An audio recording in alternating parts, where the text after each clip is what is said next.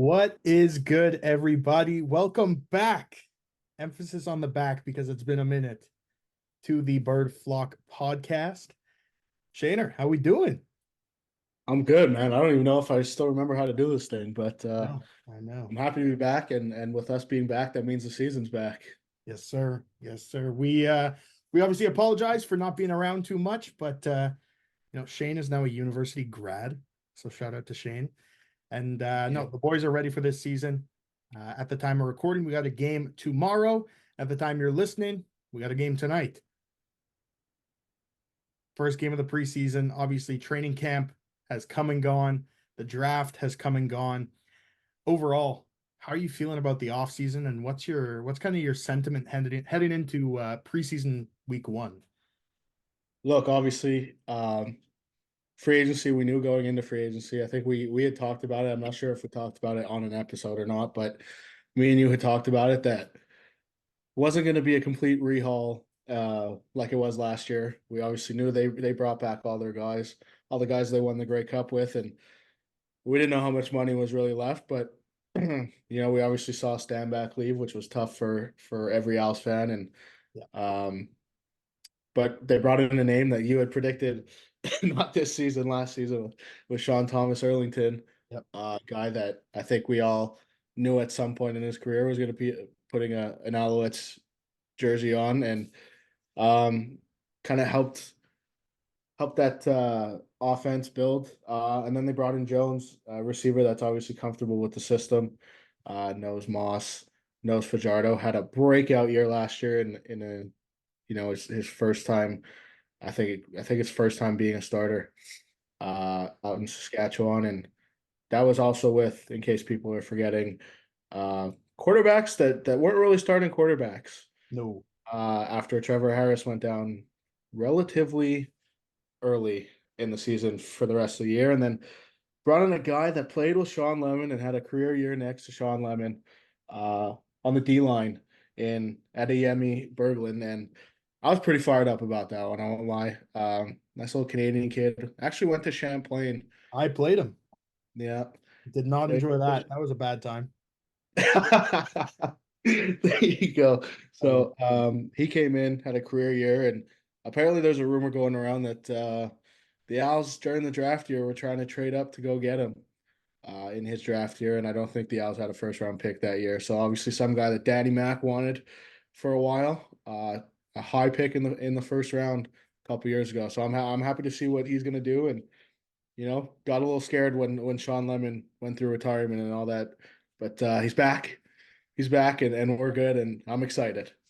absolutely. You nailed that. I think it's crazy. That was pretty much all of the big moves that happened, right? Obviously, we re-signed a lot of guys, but we didn't, outside of Stanback, we didn't lose any huge names, right? We early, I mean, we lost a couple to the NFL, but I'd right, rather go to the NFL than go to another CFL team. 100%, 100%. But heading into the offseason, it was scary times, right? Bev was a free agent, Sankey was a free agent, Lemon was a free agent. This was scary times for sure, but the offseason obviously kicked off with a great start, re-signing Bev, re-signing Lemon, re-signing Sankey, extending Fajardo, extending Philpott. So we know this is the core that they're going to try to make a run with for the next 5 years, right? Which excites me because they got the job done last year. They were exciting to watch. And I think all they did this offseason was get better, right? Losing Austin Mack and Lawal Uguak are huge Major losses, but pieces. huge pieces. But I think they've done enough to replace. Not to say that Isaac is going to come in and I don't know. Actually, he couldn't have similar productions to Uguak, but not to say that Tevin Jones is going to come in and put up Austin Mack numbers and be an MOP candidate. But I think the team is good enough, especially with Reggie White coming back. The receivers have enough depth, which we'll get into for sure. But um, dude, I think like if you look at a team like Toronto, who again, not to jump forward too much here, but I think they got worse, and I think they got substantially worse. You look at a Mhm. team like Montreal to be able to retain a Grey Cup roster and add pieces, super important. And we're so lucky to have that.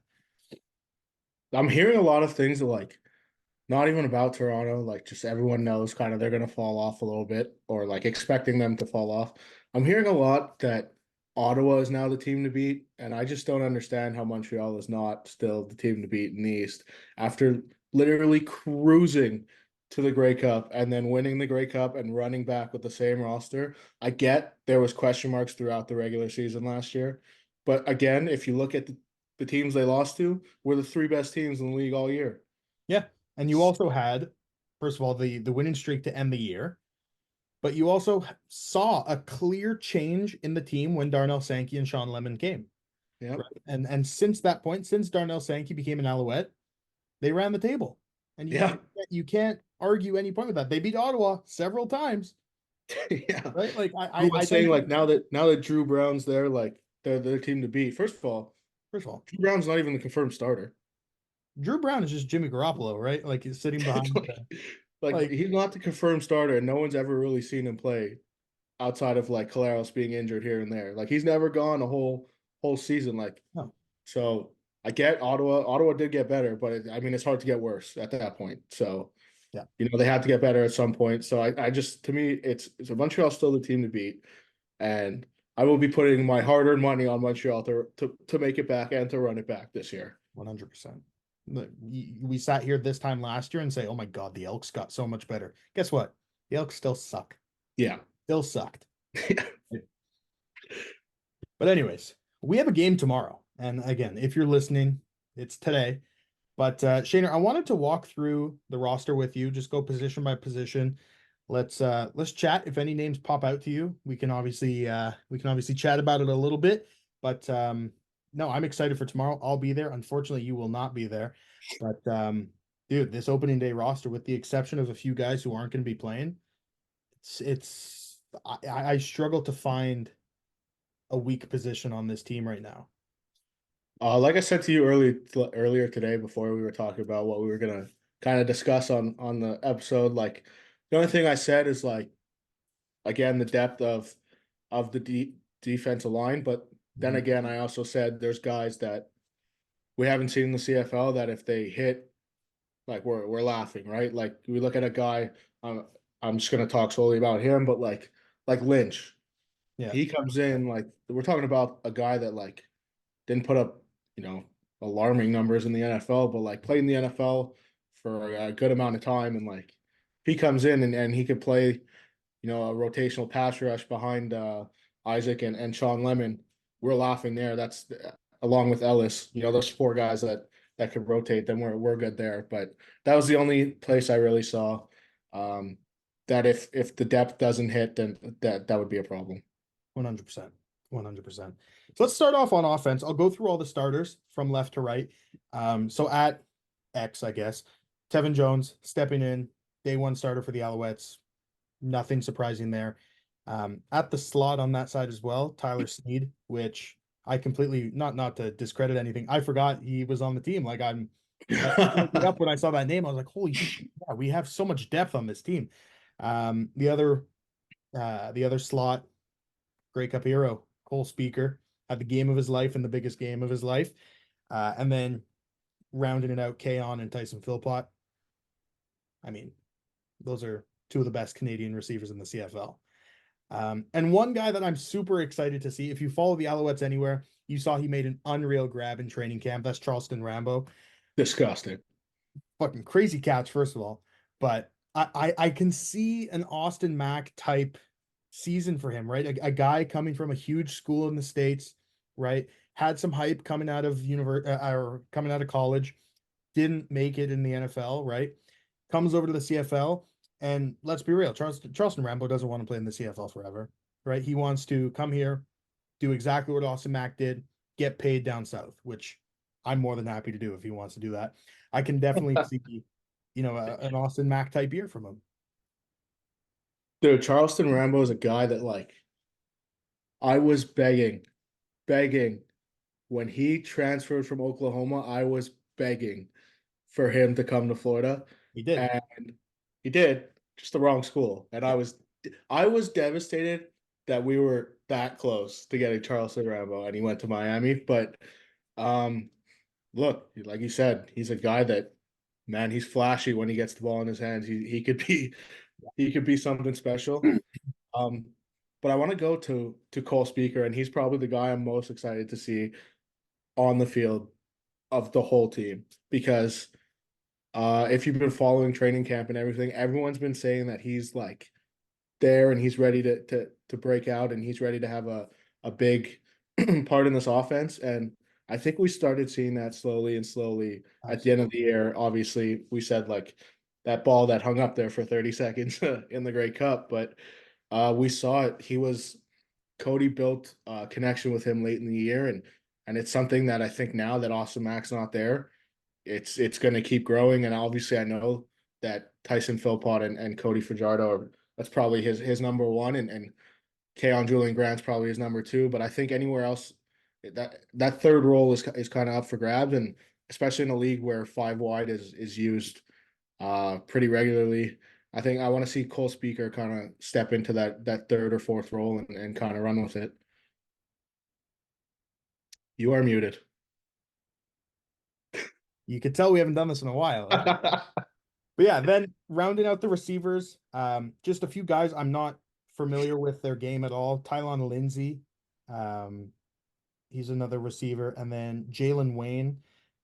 They're both playing slot. It looks like Regis Sibasu is obviously coming back. Bowman, Gendron, Barbin, Jamal, and then last on the depth chart, but because he's a kick returner, James Letcher. I was also surprised before you go to see that Philpott was on the outside and Keon was in the slot. Yeah. I think I knew Keon might get more of a shot in the slot because of Jones signing and Reggie White coming back, but I still think it's interesting to see Tyson on the outside. Mm-hmm. Yeah, no, I agree. I agree for sure. Then heading over to running backs, your boy, RB1. My goat. Yep, because he fucking deserves it, man. Walter Fletcher, RB1, followed by Jeshurun Antwi, another absolute stud, part of that championship team. And then number 3, Sean Thomas Erlington, right? Canadian boy, Montreal boy coming back. And then rounding that out, we have Stevie Scott III. We have number 41, Mike Weber Weber. Jr. Yeah. And then Herzog, which was a draft pick this year, I believe. Yeah. I mean, I'm more than happy to run a full season with Walter Fletcher as RB1, right? We saw it in 2022, how dynamic he is, how impactful he can be on a game. I'm more than happy to let him run the ship for us. Yeah, I'm not going to comment on that because I think everybody knows, aside from maybe Walter himself and his family, I think I might be the leader of the Walter Fletcher fan club, and I've been calling for this guy to get reps with the Owls. But I know there's only 2 preseason games, but with I think you just named 6 running backs there, with 6 or 7 running backs on the roster, I'm kind of surprised 3 guys that are going to make the team are actually dressing tomorrow. I don't know how much they're going to play, to be honest. Probably maybe a series each or 2 series, but I'm surprised that they didn't wait till game 2 for Fletch, Antwi, and Sean Thomas Erlington to play and let the 3 that you don't really know kind of get the whole game tomorrow. Yeah, no, for sure. I honestly I understand Fletch getting in there, right? He didn't really see live bullets much last year, so I think getting him in that situation, absolutely. But everyone else, Sean Thomas Erlington and Antwi, who were every day. Especially Antwi because he does so much on special teams, but so that would be the only reason I would see him. But special teams in preseason is normally just kind of rookies getting their feet wet. So Yeah. I don't really expect to see Antwi that much on special teams either. Mm-hmm. Yeah, no, for sure. Then over to quarterback, the usual suspects: Cody Fajardo, Caleb Evans, Davis Alexander, and now James Morgan at that QB4 spot. I do you think Cody gets a drive tomorrow? Do I think he does? Probably. Do I think he should? No. Yeah. I mean, I would. My personal preference. I don't. Maybe one. Yeah. Maybe one to say that he, maybe one with the starting receivers just to say that he got one. And Mhm. if they go 2 and out, maybe a second one. But Not like I'm not giving him a quarter. Yeah, no, for sure. I want to see a lot of my boy Davis Alexander tomorrow. That's what I Yeah. want to see. I honestly I think depending on how the game flow goes, I'd go like I said, 1 to 2 with Cody, 1 to 2 with Caleb, as much as I can with Davis, and then probably like Fourth quarter. third, end of third, like middle third, rest of the game with James Morgan to see what James Morgan is. Mhm. Yeah, no, I can totally get behind that for sure. And then on the O line, no changes from Grey Cup week. From left to right, Nick Callender, Pio Lestage, Justin Lawrence at center, Christian Matt is back, and then Jamar McGloster, who was honestly what a great addition last, or not addition last year, but what a great addition to the starting lineup last year. He came in, he played really well at a obviously an impossible position to tackle. Came in, did really well, and then again the usual backups of Philip Gagnon, Jesse Gibbon are there. Theo Grant, a draft pick from last year, is returning after not making the team last year, going back to school, I think. And then again, some other depth pieces who I assume will get the majority of the game after these guys go. Yeah, I mean, nothing really to say. I'm excited for Donovan because he's a name that I've heard a lot. He's listed right now as the backup to Calendar at left, but he's a name I've heard a lot of, a guy that could be the next McGloster for this team, and being a guy that was on the practice squad last year, I'm pretty sure, Mm-hmm. and then is going to make his way through and can be a guy that steps up if someone goes down throughout the year. Absolutely. Now heading over to the defensive side of the ball. The dogs, The dogs. Not much has changed. I just want to go over this linebacking core. I texted you about it today. elite. Oh my god, dude. For a position that we were panicking so hard about a Yep. year ago. Yeah. It's now the best position on our team, I would say. Yeah. Tyrese Beverett, dog. Dog. Darnell Sankey, Dog. dog. You know what name I'm saying next. Oh, the boy. Reggie Stubblefield, The fella. dog. Yeah. And then you make additions of, again, college standout, Smoke Monday, dog. Who I'm just gonna throw it out there. Could be this year's Reggie. 100%. Could be this year's Reggie. Absolutely. And then the Owls' first round pick this year, Jeff Conte Arcu. I just want to, before you keep actually no, keep going, and then I just want to talk about solely about him. Yeah, and then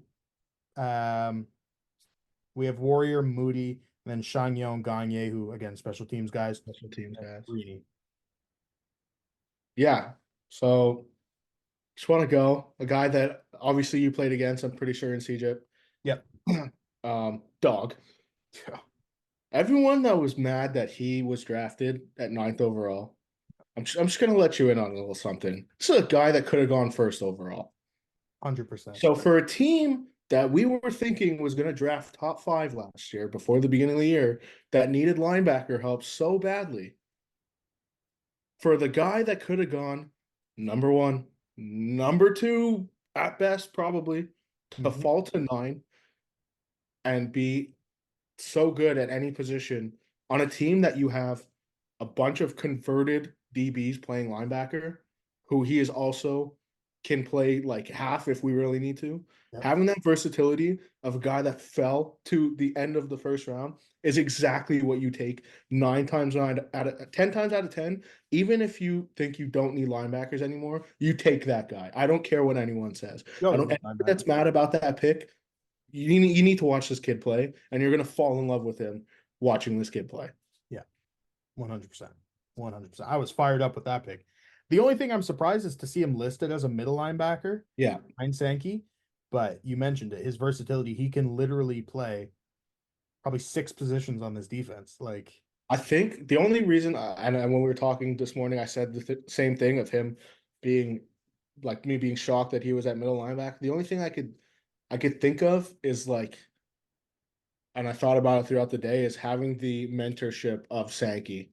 yeah, Because like now he's playing the same position as Sankey. Not saying that Sankey couldn't mentor him if he was an outside backer. That's not what I'm saying. Yeah. But it's now Sankey knows exactly what he's seeing Yeah. in the middle of the field compared to like, oh, this is just a natural linebackers. Now it's exactly what Sankey's going through. So I think that would be the only thing in my head why he's at middle. Yeah, 100%. Which again, I think he's going to get a lot of playing time tomorrow too. So I'm fired up to see that. And I think, especially being a Munch or a Quebecois guy, I think this crowd is going to fall in love with him very, very quick. And then heading over to the DBs, one of the NFL guys that's come over, an NFL vet, Cravon LeBlanc, starting for us at corner. Uh, Deontay Ruffin at slot, which was a bit of a surprise for you, I know, based on our conversation. Nafis Lyon at slot again, one of my favorite players on this defense. I think one of the most underrated DBs in the CFL. And then again, another Grey Cup hero, Kabian Into, starting at corner as well in this game. We Interception. get interception, baby. Before we get into some of the backups, anything jump off the page for you? Yeah, I think just like you said, Ruffin starting in slot. I don't think we saw that at all last year. He was our boundary corner. Literally even in the Grey Cup. Um, and I thought with I'm gonna say shocking release, more of like shocking to me, of Cordell Rogers. I thought for sure Ruffin was playing outside, but I could see I think the CFL game boundary is kind of where they put newer guys most of the time.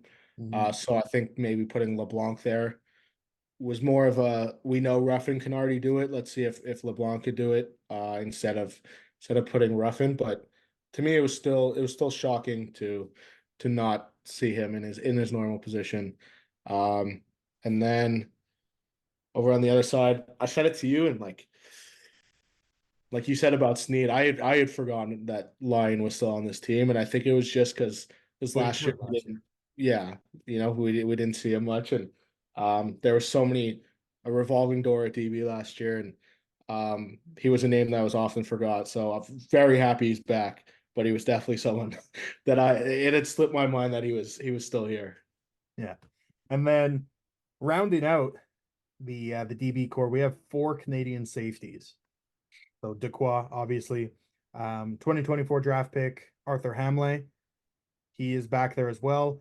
2023 draft pick Maxime Lavallee, and then Vincent Delille is back there as well.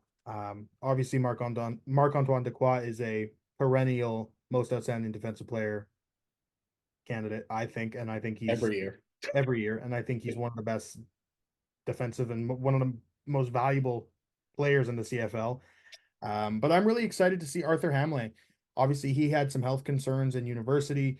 Um, and dude, I thought that was a great pick. I thought he was going to go in the second round, and I think we got him in the third or fourth. So I was really fired up for that pick. I knew him or I didn't know him, but I knew of him in high school. I knew of him when he, went down south. I think he will make this team in some capacity. Will he have an impact right away? I don't know, but I'm very excited to see him tomorrow. I think he'll get a lot of reps as well. But yeah, that all Canadian safety core, I think it's exactly what you need. Obviously, with Zach Lindley retiring this year, we need that second safety that is also an absolute dog on special teams, and I think it has to be one of these three. The guy I was surprised to see they have him in another position, and he was listed at safety all last year. I'm pretty sure was Tyson Copeland. Yeah. So I'm a little shocked that he's moved. I like the move for him because I think it's going to get him on the field way more often. Mhm. Obviously, because Dequoy never comes out of the game. But I think like I talked about Cody, I think Dequoy's 1-2 drive max, and then we're going to see the rest of the guys. So I think Hamley and Lavallee are going to get a big chunk of these games, and these are guys that they obviously um, thought high of drafting them. I think both in the third round. Obviously, Lavallee went back to Laval last year, so I think he kind of has the edge. Playing in Canada this whole time, but I'm excited to see both of them. Like you said, having that back piece that's Canadian is obviously huge for a league like this, and it's not something that you don't have to worry about with the ratio. And it's something we've always seen with the Owls. They've always had a Canadian safety. Mhm. And I guess the future is another Canadian safety, which is always good. 100%. And now jumping over to the last position, or the second last group, I should say. Shaner, anything from the D line jump out at you? Obviously, our projected starters, or our starters for tomorrow, according to the depth chart, there are some guys not playing, but Isaac Adiemi Berglund at the end, Wigan and Moultrie inside, and then Sean Lemon starting on the edge as well, with Avery Ellis behind him. Those are really the names that are familiar to us. Obviously, there's Brock Goenlock as well, who made the change to number 9, which is so fucking clean for a DN. Yeah, So yeah, clean. yeah. But no, any of those names, or anyone I didn't mention. I know you mentioned Aaron Lynch before, but anyone jumping out at you? Not really jumping out at me, but it's like not a specific name. Obviously, I touched on it earlier in the episode, but it's the amount of players they have at that position Yeah, on both sides. yeah. And I think that goes into them knowing that there's two at the top of the list that are starting every game, Yeah. and then Ellis, who's going to come in rotational. I think that's the three that are locked or set, like not debatable. Mhm. Um, and then seeing so many, it's them also knowing that there needs to be a fourth and fifth guy, and it's bound to come out of this group, so it needs to come out of this group. So we're probably, again, Lemon probably plays one drive just to get the legs going. I could see Isaac maybe getting a first quarter just to get acquainted in Montreal, but we're gonna see a lot of those young guys. Um, Roney is Yeah, a Micah draft Rome, pick yeah. this year. Draft pick this year, so they obviously are going to spend some time developing him. And I've watched his tape, and that he's electric off the edge. So if he can hit, that would be awesome. I don't know how much the Alouettes are not a big rookie team, so I don't know how much he'll come into this year, but his future looks bright if he could hit his full potential. 100%. And the big name, or one big name, two big names, not playing on that D line tomorrow. Obviously, the boy Mustafa Johnson. Again, he's got to be the most underrated interior defensive lineman in the CFL. I think he's one of the best. And free agent signing this year, Dylan Wynn, who's just Dog. he's a dog in the middle. So those are two guys that are going to be every game players for the Alouettes on the D line. But then jumping over to other guys not mentioned, right? And this just adds to the depth, because if you look at the guys not dressed right now, Najee Murray, who's going to be a starter on this team, Disgusting. one of the most versatile players in the CFL. My boy. Wesley Sutton, one of the best corners in the CFL, without a doubt. Terrell Richards, first overall pick, absolute freak of nature at linebacker, one of the best special teamers in the I don't CFL. understand how that guy runs that fast at that size, man. We've spoken about this way too much. One guy that I really wanted to see, Frederick Antoine. He is not playing. I don't know if he's banged up or anything like that, but he was another Owls draft pick this year. Was very excited to see him. And then we have Reggie White Jr., obviously not strapping up, and Shedler Furvius, who was a draft pick last year, made the team, started on the practice squad, ended up dressing for the Grey Cup. He is, I'm assuming, going to make this team again, a great depth piece. He's not dressing this week either. I'm shocked that Reggie's not playing, to be honest. I think he's missed year Year and a and half, a half now. maybe not a half, but yeah. Well, like he went down in what, like October, not last season, the season before. Yeah. So like Oh yeah. about Fuck yeah. from year and a half from game. Yep. I know it's preseason, but that's a guy like I would have liked to see get Yeah. probably a good portion of a first half. Yeah.